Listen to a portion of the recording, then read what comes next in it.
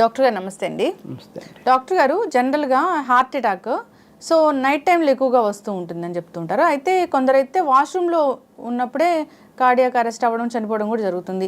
ఏంటి దీనికి ఏమైనా సంబంధం ఉంటుందా? వాష్రూమ్కి వెళ్ళినప్పుడు గుండె నొప్పి రావడానికి లేదా నైటే రావడానికి? హార్ట్ అటాక్ అనేది ఏ టైంలో అయినా రావచ్చండి. కానీ మన బాడీలో రక్తం గడ్డకట్టే టెండెన్సీ నైట్ టైం ఎక్కువ ఉంటుంది. సో అది వింటర్ సీజన్స్లో ఎక్కువ ఉంటుంది. సో అందుకే heart attacks night time precipitate అవుతూ ఉంటాయి అండ్ వింటర్ సీజన్స్లో ఎక్కువ ప్రెసిపిటేట్ అవుతూ ఉంటాయి. ఎందుకంటే అప్పుడు రక్తము గడ్డకట్టే టెండెన్సీ బాడీలో ఎక్కువ ఉంటుంది. అందుకు మీకు ఎర్లీ మార్నింగ్స్ హార్ట్ అటాక్ కానీ, నిద్రలో వెళ్తున్నప్పుడు హార్ట్ అటాక్స్ కానీ, నిద్ర మధ్యలో సడన్గా నొప్పి రావడం కానీ జరుగుతూ ఉంటుంది. బట్ ఏ టైంలో అయినా హార్ట్ అటాక్స్ రావచ్చు. బట్ మోస్ట్లీ నైట్ టైమ్స్లో మెయిన్ రావడానికి కారణం ఏంటంటే అప్పుడు కొలెస్ట్రాల్ ప్రొడక్షన్ కానీ, బ్లడ్ క్లాట్ టెండెన్సీ కానీ ఎక్కువ ఉంటుంది. దానివల్ల నైట్ టైం అనేవి హార్ట్ అటాక్స్ చాలా ఎక్కువ వస్తూ ఉంటాయి. అంటే డిపెండ్స్ ఆన్ వాతావరణం మన రక్తం గడ్డ కట్టడం అలా జరుగుతుంది డాక్టర్ గారు? అవునవును. ఎందుకంటే యాక్చువల్గా మనకి అంత సిగ్నిఫికెంట్ నెంబర్స్లో జరగకపోవచ్చు. ఎందుకంటే హార్ట్ అటాక్స్ అనేవి ఎప్పుడూ ఉంటాయి.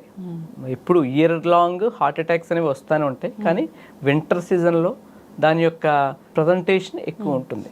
ఈ వాష్రూమ్స్ వెళ్ళినప్పుడు సడన్ గా గుండె నొప్పి రావడం, గుండెపోటు రావడము, కార్డియాక్ అరెస్ట్ అవ్వడం, చనిపోవడం కూడా జరుగుతుంది కదా డాక్టర్ గారు? అది ఎందుకు? వాష్రూమ్స్ అంటే మనకు బాత్రూమ్కి వెళ్ళినప్పుడు అయితే ఎటువంటి ఇబ్బంది లేదండి.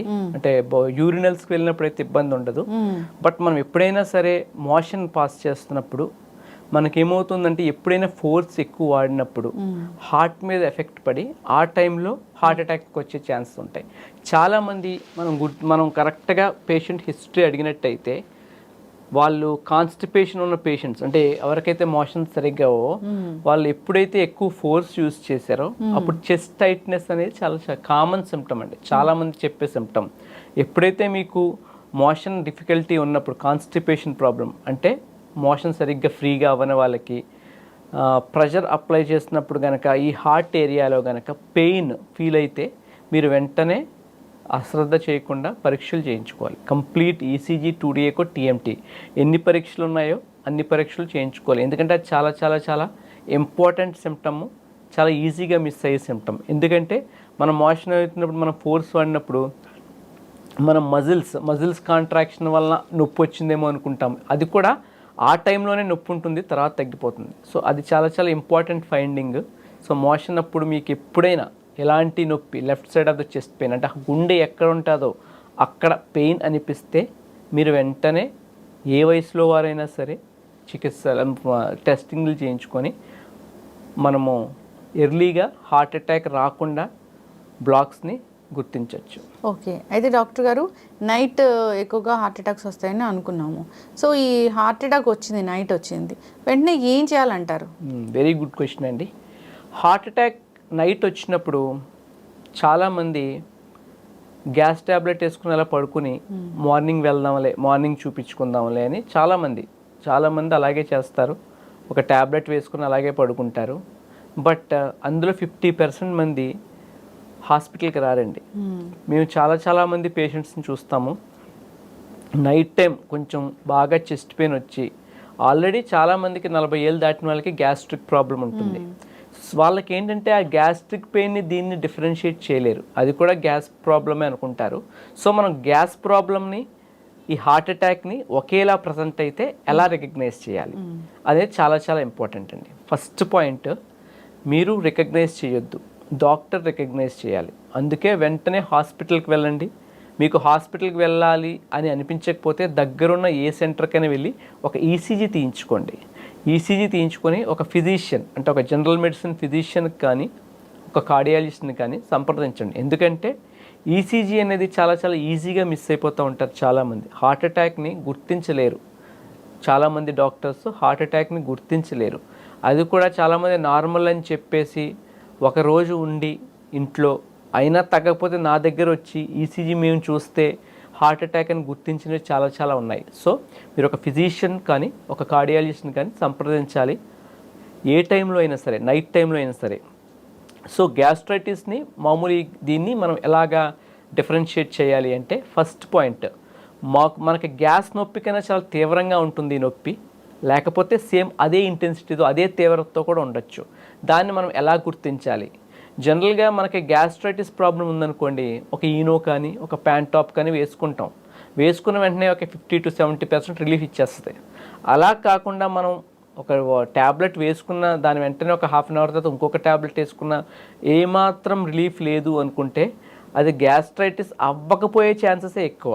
సో వెంటనే మీరు దగ్గరున్న హాస్పిటల్కి వెళ్ళి ఒకే ఒక బేసిక్ ఈసీజీ పరీక్ష చేయించుకుంటే సరిపోతుందండి. ఈసీజీలో హార్ట్ అటాక్ ఈజీగా తెలిసిపోతాయి. ఒకవేళ తెలియకపోతే హార్ట్ అటాక్లు ఈసీజీ నార్మల్ ఉన్నా ఉండొచ్చు, బట్ అంత డేంజరస్గా కాదు. బట్ ఈసీజీలో చేంజెస్ ఉన్నాయంటే అది చాలా డేంజరస్ హార్ట్ అటాక్.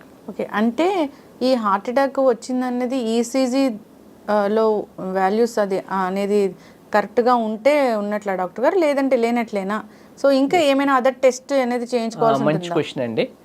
మనము ఏ హాస్పిటల్కి వెళ్ళినా ఇప్పుడు హార్ట్ అటాక్ ప్రోటోకాల్ అనేది కామన్ అండి. మీరు కానీ నేను కానీ గుండెలో నొప్పి వచ్చి ఏ టైంలోనే హాస్పిటల్కి వెళ్తే ఫస్ట్ ఈసీజీ తీస్తారు.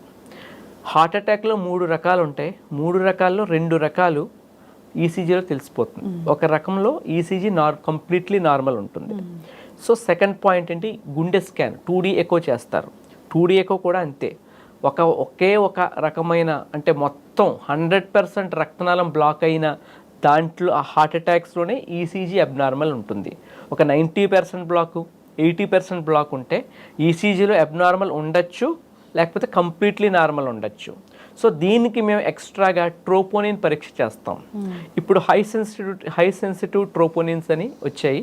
అవి ఏంటంటే గుండెపోటు కానీ గుండె నొప్పి వచ్చిన 2 గంటల్లోనే మీకు తెలిసిపోతుంది. వెంటనే హై సెన్సిటివ్ ట్రోపోనిన్ పరీక్ష చేయిస్తాము.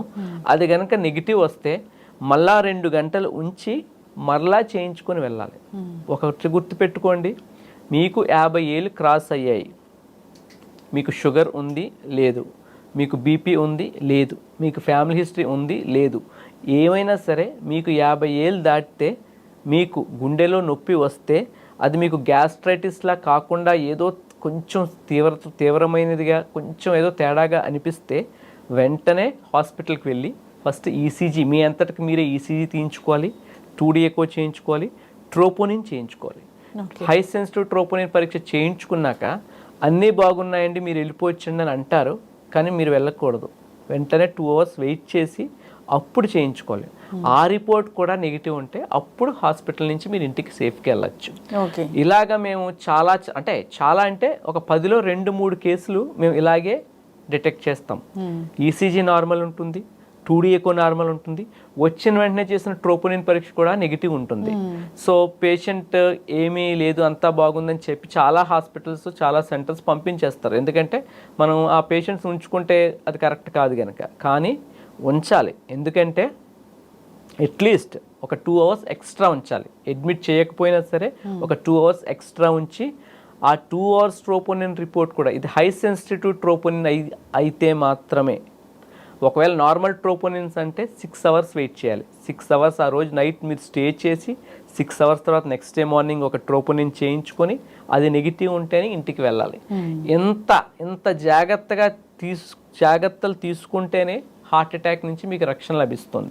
లేకపోతే heart attack will simply take your life without any alarming thing.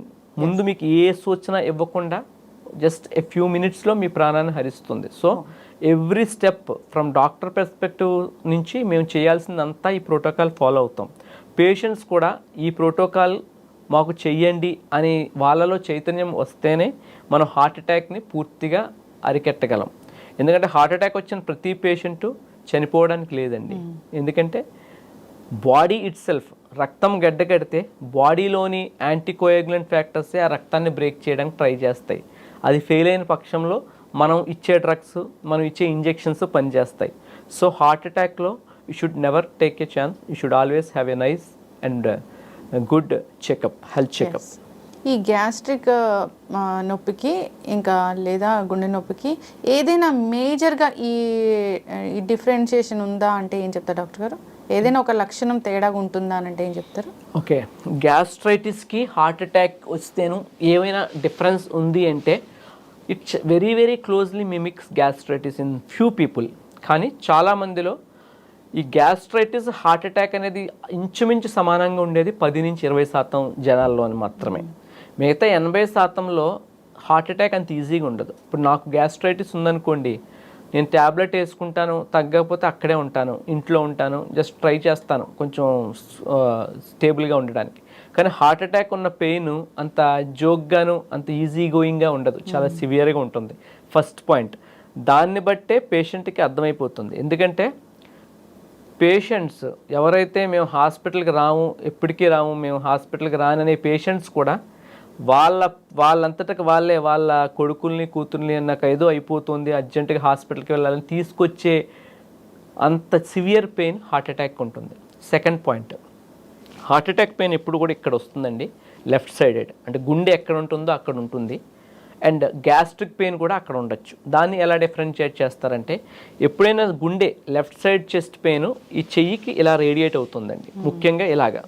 So మనకి ఇక్కడ ఏంది చిటికెన వేలు ఉంది కదా, చిటికెన వేలు వైపు రేడియేట్ అవుతుంది చాలా మందిలో. ఒక 30-40% మీరు అడిగితే, క్లియర్గా హిస్టరీ అడిగితే చెయ్యికి పాకుతుంది అని అట్లీస్ట్ 40% మంది చెప్తారు. And third important thing is severe sweating. కొంతమంది, అంటే అందరికీ రాదు, కొంతమందికి జస్ట్ చిరు చెమటలే రావచ్చు, కొంతమందికి అసలు చెమటలు ఉండకపోవచ్చు, కొంతమంది అయితే మొత్తం షర్టు ప్యాంటు తడిసిపోతుంది. సో అంత సివియర్ స్వెటింగ్ ఉంటుందండి madam. Almost they will be స్నానం చేసినంత చెమటలు పడతాయి. Very very important. Chest pain with sweating అంటే ఇంకేమీ ఆలోచించక్కర్లేదు, అది నార్మల్ ఫీవర్ అవ్వచ్చు, లేకపోతే సింపుల్ గ్యాస్ట్రైటిస్ అవ్వచ్చు, హార్ట్ అటాక్కి ఎవాల్యుయేట్ చేయాల్సిందే. సో హార్ట్ అటాక్ చెస్ట్ పెయిన్తో స్వెట్టింగ్ ఉంది, ఒక ఆయాసంలా అనిపిస్తుంది, ముఖ్యంగా sweating. Second important sign is ఆయాసం. నాకు కొంచెం ఆయాసంగా అనిపిస్తుంది, that is called air hunger.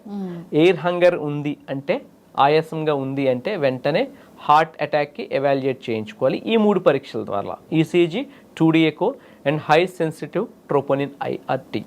Okay doctor గారు, ఎలాంటి లక్షణాలు లేవు కానీ ఇప్పుడు అందరికీ భయం వేస్తూ ఉంది, కోవిడ్ తర్వాత ఏదో జరుగుతుంది, మాకు హార్ట్ అటాక్ వస్తుందని భయం వేస్తూ ఉంది.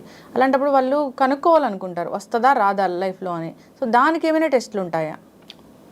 There are so many battery of investigations to detect heart attacks early అండి. సో మనం ఫస్ట్ చూసుకోవాల్సింది ఫ్యామిలీ హిస్టరీ. మన వాళ్ళకి, మన పేరెంట్స్కి, లేకపోతే మన గ్రాండ్ ఫాదర్స్కి చిన్న వయసులో, అంటే 20 ఇయర్స్లో, 30 ఇయర్స్లో, 40 ఇయర్స్లో హార్ట్ అటాక్ వచ్చాయంటే మీరు ఒక్కసారి 20 ఇయర్స్ క్రాస్ అయిన వెంటనే every year annual health checkup చేయించుకోవాలి, కార్డియాక్ హెల్త్ చెకప్ చేయించుకోవాలి. వాటిలో ఏమి ఉండాలంటే అందరూ ఈసీజీ, 2D ఎకో చేయించుకొని నాకు బాగుందని, అంతా బాగుందని వెళ్ళిపోతారు. కానీ అది కాదు.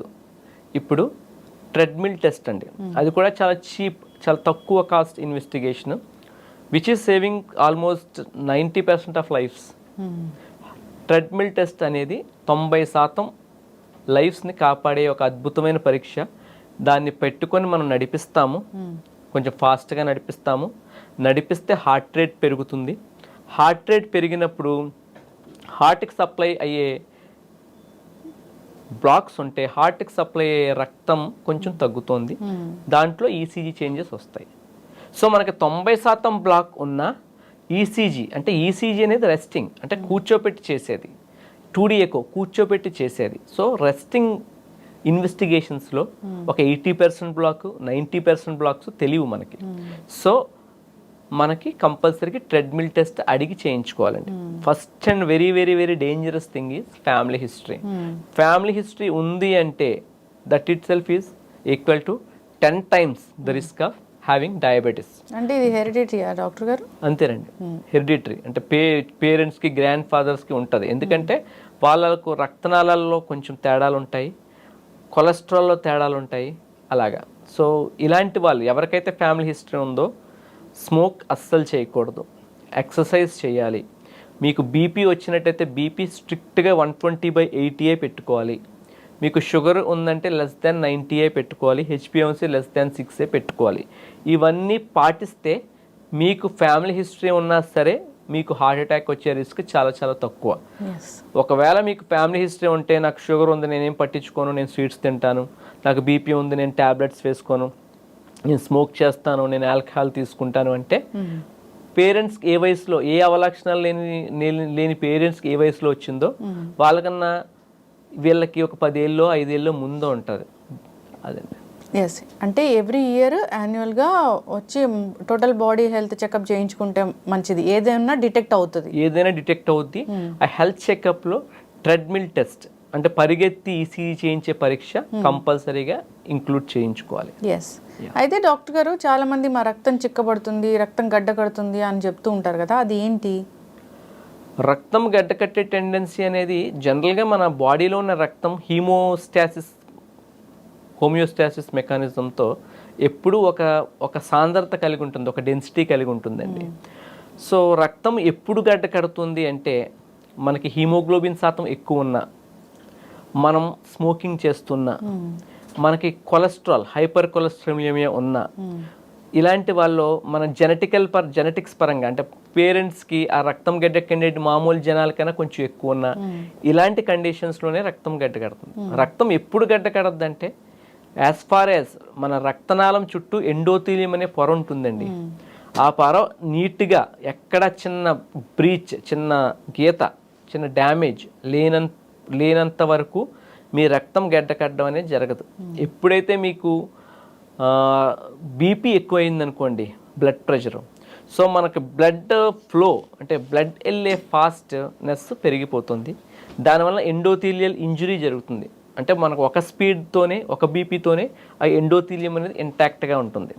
ఎప్పుడైతే మీకు బీపీ హైగా ఉందనుకోండి, ఎండోథీలియం స్లోగా డ్యామేజ్ అవుతుంది. డ్యామేజ్ అవుతే ఎక్కడైతే ఒక చిన్న చిరుగులాగా చిన్న డ్యామేజ్ జరిగితే ఎండోథీలియంలో, అప్పుడు అక్కడ రక్తం గడ్డ కట్టడానికి ఆస్కారం ఉంటుంది. అలాగే హార్ట్ అటాక్స్ వస్తాయి. సో ఏమవుతుంది అంటే ప్లాక్ అంటే కొవ్వు పదార్థం రక్తనాళాల్లో స్లోగా ఎక్యుములేట్ అవుతుంది. ఎక్యుములేట్ అయ్యి ఆ రక్తనాళంలో ఎక్యుములేట్ అయ్యి దానిపైన ఎండోథీలియం పొర ఉంటుంది. ఆ ఫ్లాప్లో ఉన్న ఫ్యాట్ యొక్క ఫోర్స్కి ఆ పొర చిట్లి అక్కడ ప్లేట్లెట్స్ కానీ ఈ క్లాటింగ్ ఫ్యాక్టర్స్ కానీ ఎక్యుములేట్ అయ్యి సడన్గా హార్ట్ అటాక్ వస్తుంది. సో ఇంత మెకానిజం ఉంటుందండి. సో సింపుల్గా రక్తం గడ్డ కట్టే టెండెన్సీ అనేది అంత ఈజీ కాదు. ఎందుకంటే దేవుడు కరెక్ట్గా ఈక్విలిబ్రియం మెయింటైన్ చేయడానికి కరెక్ట్గా ఇచ్చాడు కనుక. So there is no chance when your endothelium is intact. Yes, ఖచ్చితంగా డాక్టర్ గారు. దానికి అసలు ఏమాత్రం ఒక గంట ముందు, అరగంట ముందు, 10 నిమిషాల ముందు సిమ్టమ్స్ అంటే ఏం కనపడవా డాక్టర్ గారు? Sudden cardiac arrest and sudden cardiac death అంటారండి దాన్ని. సో అంటే ఐడెంటిఫై అంటే మన దగ్గరకు వచ్చే పేషెంట్స్ చెప్పగలిగితే, ఆ హిస్టరీ కరెక్ట్గా తీసుకుంటే మనకి తెలుస్తుందండి. సడన్ కార్డియాక్ డెత్ అంటే జిమ్ చేస్తూ ఉంటారు, సడన్గా కొలాప్స్ అవుతూ ఉంటారు. ఏంటంటే అక్కడ మెకానిజం ఏంటంటే అండి, అక్కడ అలాంటి వాళ్ళకి ఫ్యామిలీ హిస్టరీలో రిస్క్ ఆఫ్ హార్ట్ అటాక్స్ ఎక్కువ ఉంటుంది. వాళ్ళకి కూడా సేమ్ ఇందాక చెప్పినట్టు ఎండోథీలియం బ్రీచ్ జరుగుతుందండి. ఇప్పుడు మనం ఎప్పుడైతే ఫాస్ట్ ఎక్సర్సైజ్ చేస్తున్నాం అనుకోండి, మన హార్ట్ రేట్ పెరుగుతుంది, బీపీ పెరుగుతుంది. సో ఆ బీపీ పెరిగినప్పుడు మనకు ఆల్రెడీ ఒక లోపల డ్యామేజ్డ్ ఎండోథీలియం ఉందనుకోండి ఆ వ్యక్తులకి, సో అది ఇంకా డ్యామేజ్ జరిగి ఇట్ అట్రాక్ట్స్ ప్లేట్లెట్స్ అంటే రక్తము గడ్డ కట్టే పదార్థాలు అంటే క్లాటింగ్ ఫ్యాక్టర్స్ అంటారు. వాటిని వెంటనే ఆ ఏరియాకి అట్రాక్ట్ చేస్తాయి. అట్రాక్ట్ చేసి సడన్గా మొత్తం రక్తనాళం మూసుకుపోతుంది, హార్ట్ అటాక్ వచ్చేస్తుంది. హార్ట్ అటాక్ వచ్చాక వెంటనే కొంతమందిలో హార్ట్ ఇర్రెగ్యులర్గా కొట్టుకుంటుందండి. దాన్ని వీటాక్ అంటారు, అంటే ventricular tachycardia or ventricular fibrillation అంటారు. దానివల్ల పేషెంట్కి సడన్ కార్డియాక్ డెత్ అవుతుంది. So most common cause of sudden cardiac death and cardiac arrest is a heart attack. Sudden cardiac death and cardiac arrest. Cardiac arrest కి 1.25 లక్ష కారణాలు ఉన్నాయండి. అందులో most important cause is heart attack. Okay, yes, ఖచ్చితంగా doctor గారు. జనరల్గా అందరూ కూడా జాగ్రత్తలు తీసుకోవాలని కోరుకుందాం, యాన్యువల్ హెల్త్ చెకప్లు చేయించుకోవాలని కోరుకుందాం. ఎప్పుడైనా కొద్దిగా గ్యాస్ట్రిక్ నొప్పి అనిపించినా, ఏదైనా జనరల్గా చెస్ట్ పెయిన్ అనిపించినా ఒకసారి వెళ్ళి డాక్టర్ దగ్గరికి వెళ్తే అది ఏ నొప్పి అనేది వాళ్ళు డిసైడ్ చేస్తారు. మనం ఇంట్లో కూర్చొని గూగుల్ చేసుకుంటూ అలా హోమ్ రెమెడీస్ పాటిస్తూ మన టైం అంతా వేస్ట్ చేసుకోకుండా ఉండాలి, ప్రాణాలను కాపాడుకోవాలని కోరుకుందాం. చాలామంది కూడా ఇది గ్యాస్ట్రిక్ నొప్పి అని ప్రాణాలు కోల్పోయిన వాళ్ళు మనం చాలా మంది మన రిలేటివ్స్ లోనే ఉంటారు అలాగా. ఎస్, ఖచ్చితంగా డాక్టర్ గారు. సో ఏదైనా ఒక డాక్టర్ ఒక మందు రాస్తే దాని గురించి గూగుల్ హిస్టరీ తీసుకోవడం కూడా చాలా మందిలో కామన్ అయిపోయింది. సైడ్ ఎఫెక్ట్స్ చూసుకోవడము, మందులు వాడకుండా ఉండడము, దానివల్ల కూడా గుండెకి సంబంధించిన ఇష్యూస్ అనేవి మళ్ళీ వస్తూ ఉన్నాయి రిపీటెడ్గా. ఏదైనా ఒకసారి డాక్టర్ చెప్తారు ఫాలోఅప్కి రమ్మని, అప్పుడు కూడా ఈ కార్డియాక్ ఇష్యూస్ ఉన్న వాళ్ళు చాలామంది కూడా వెళ్ళరు. దానివల్ల కూడా ఇబ్బందులు ఇంకా ఎక్కువయ్యే పరిస్థితులు కనిపిస్తూ ఉంటాయి. ఖచ్చితంగా ఫాలోఅప్ అవ్వాలని కోరుకున్నాను డాక్టర్ గారు. చాలా చక్కటి ఇన్ఫర్మేషన్ అండి, ధన్యవాదాలు.